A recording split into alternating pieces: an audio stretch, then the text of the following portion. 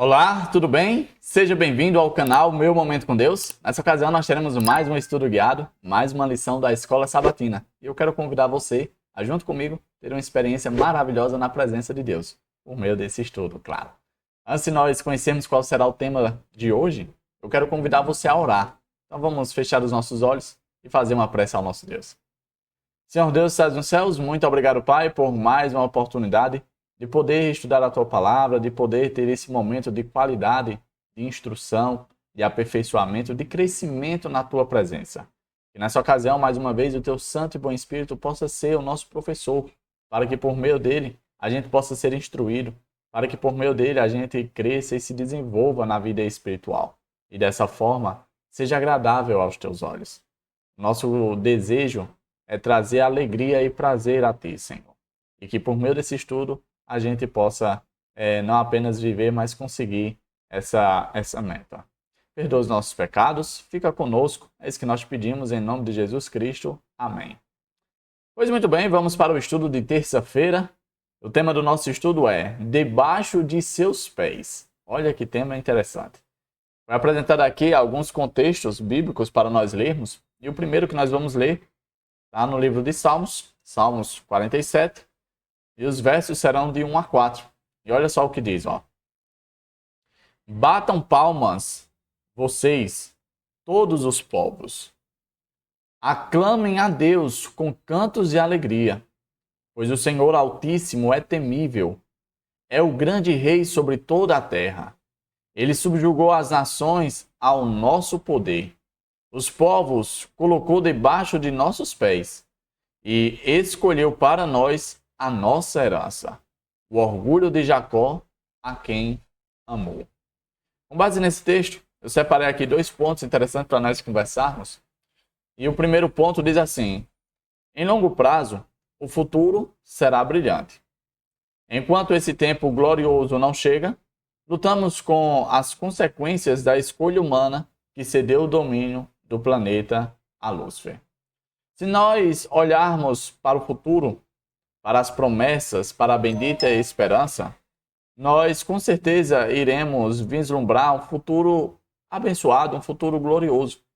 Porque a promessa que nós temos é de novos céus e nova terra, onde habitam justiça, onde nós iremos habitar com o nosso Deus, e Ele estará entre nós por toda a eternidade. Ou seja, num amanhã por vir, vai ser maravilhoso. Mas, infelizmente, enquanto esse amanhã não chega, a gente tem que continuar vivendo um dia de cada vez, tentando, de certo modo, sobreviver a esse mundo contaminado pelo pecado. Resistindo, persistindo, dando um passo de cada vez em direção a esse futuro glorioso. O finalzinho desse ponto que eu mencionei falou que as escolhas humanas resultaram na sedição do domínio para Lúcifer. Você há de lembrar que quando Deus criou o mundo, Ele deixou o mundo na responsabilidade do primeiro casal. Eles eram os governantes do mundo.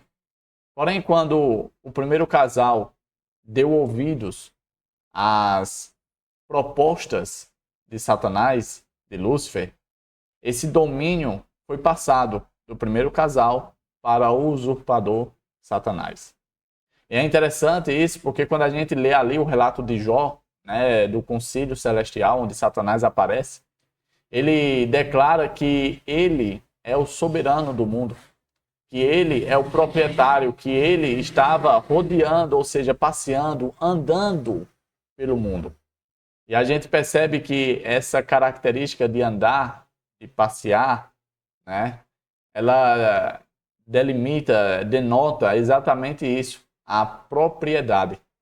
Veja que o contexto que nós lemos em Salmos 47 é exatamente isso.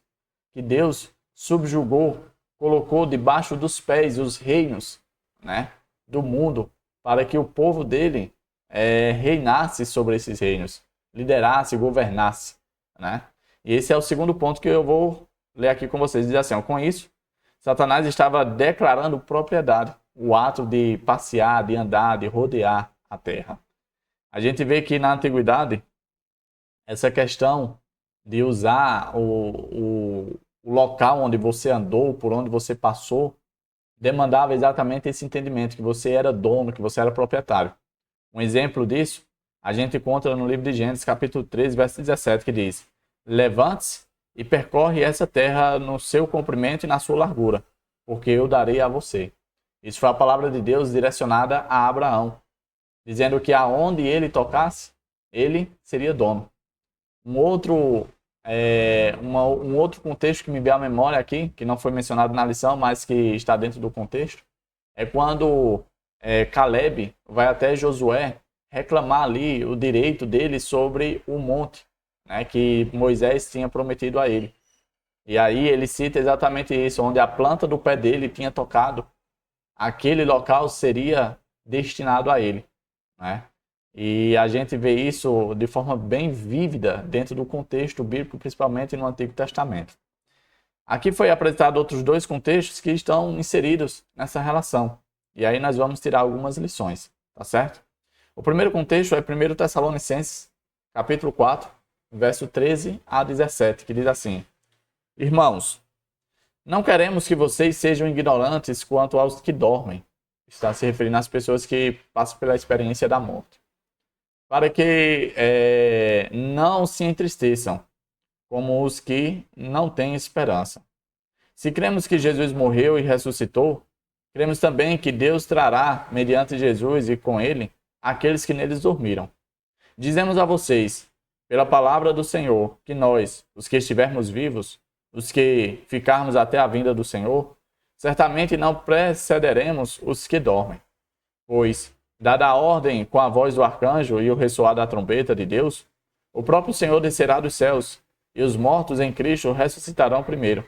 Depois nós, os que estivermos vivos, seremos arrebatados com eles, nas nuvens, para o encontro com o Senhor nos ares. E assim estaremos com o Senhor para sempre. Veja agora o próximo contexto que nós iremos usar como comparação. Naquele dia, os seus pés estarão sobre o Monte das Oliveiras, a leste de Jerusalém. E o monte se dividirá ao meio, de leste a oeste, por um grande vale. Metade do monte será removido para o norte, e a outra metade para o sul. Esses dois contextos trazem à tona o local, propriedade de Deus, onde ele descerá quando ele voltar após o milênio, né, juntamente conosco, se Deus quiser, para ser o nosso local de residência, né? Interessante que antes o Senhor ascender aos céus, após a ressurreição, ele estava ali no local do Monte das Oliveiras. E quando ele voltar após o milênio, será também no mesmo lugar, no Monte das Oliveiras, onde ele plantou os seus pés. Nesse local, o monte irá se dividir ao meio. Uma parte irá para o norte e a outra parte irá para o sul. E ali ficará um grande vale, onde a nova Jerusalém descerá. E dentro dela, eu e você, para a honra e glória de Deus. Bom, chegamos ao fim de mais um estudo. Hoje falamos sobre debaixo de seus pés. Cristo, ele não apenas tem promessas de que, de fato, nós iremos desfrutar no futuro, mas que a gente possa ter a consciência disso, de que aquele que subjuga todos os reinos, que está no controle do tempo e de todas as coisas, no futuro, em breve, se Deus quiser, ele virá não reclamar, mas instaurar o seu reino eterno. E que eu e você possamos nos preparar para fazermos parte desse reino. Porque se tem uma coisa que eu e você não podemos perder, é exatamente a eternidade com o nosso Deus. Tá certo? Papai do céu te abençoe, te proteja de todo mal e que você possa retornar amanhã para o próximo estudo. Porque para a honra e glória de Deus será uma experiência maravilhosa. Até a próxima e tchau, tchau.